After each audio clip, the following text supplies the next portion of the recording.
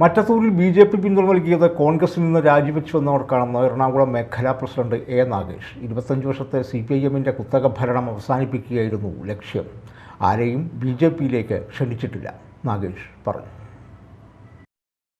Indian national Congress അടക്കമുള്ള UDF-നും CPM അടക്കമുള്ള LDF-നും ഒരു കാരണവശാലും പിന്തുണ നൽകില്ല എന്ന് BJP-യുടെ നിലപാട് വളരെ കൃത്യമായി പാലിച്ചിട്ടുണ്ട്. മറ്റത്തൂര് ഭാരതീയ ജനതാ പാർട്ടിയെ സംബന്ധിച്ച് ഇന്ത്യൻ നാഷണൽ കോൺഗ്രസിൽ നിന്ന് രാജിവെച്ച